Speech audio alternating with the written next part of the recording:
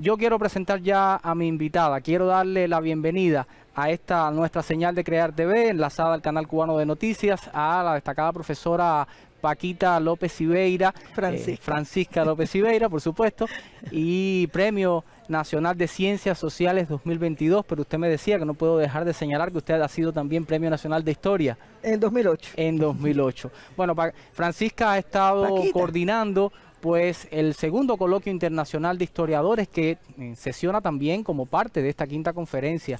¿Cómo ha estado este coloquio? ¿Cuáles han sido los temas? Sí, tengo que decir que bueno, este segundo coloquio internacional que se inserta en la Conferencia por el Equilibrio del Mundo está patrocinada o convocado por la Unión de Historiadores de Cuba, y dentro de la Unión de Historiadores de Cuba, 2 miembros de su Secretariado Nacional, Israel Escalona y la que habla, hemos sido los coordinadores.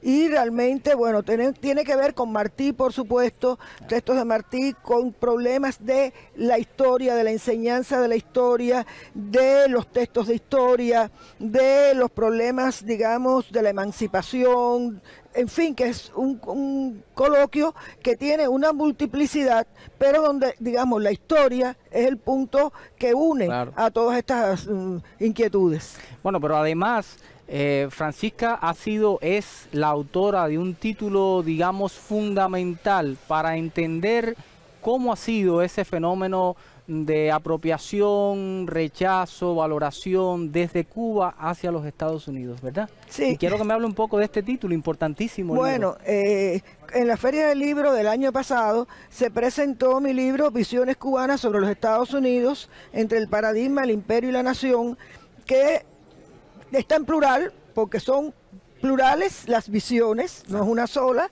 y ve cómo desde Cuba se ha visto a los Estados Unidos, inclusive antes de que fueran los Estados Unidos, cuando eran las 13 colonias, pero había una interrelación entre los habitantes de ambas orillas, ¿no? Y ya después, con los Estados Unidos, este texto llega hasta 1902, es decir, hasta el momento del final de la ocupación militar, el inicio de la República, con el apéndice de la enmienda Platt.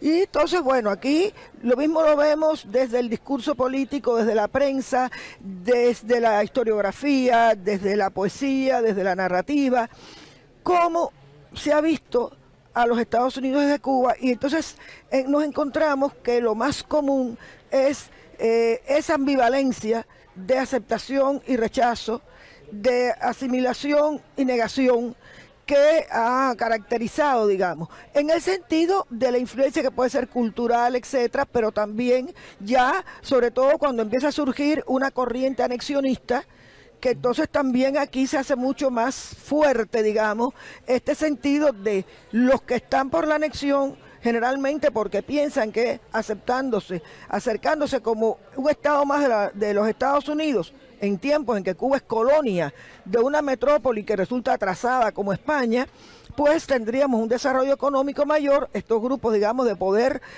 internos criollos, y los que aspiran a la independencia plena de Cuba, y por tanto están planteando, no, nosotros tenemos que ser cubanos y aspirar a una independencia y un desarrollo propio desde nuestra cubanía. Bueno, pues ya lo decía, es un título imprescindible para entender cómo ha sido desde sus inicios ese proceso de acercamiento y de apropiación y de relación entre Cuba y los Estados Unidos. Muchísimas gracias, profesora, por acompañarme en este momento en vivo. Un gusto y gracias por haberme invitado.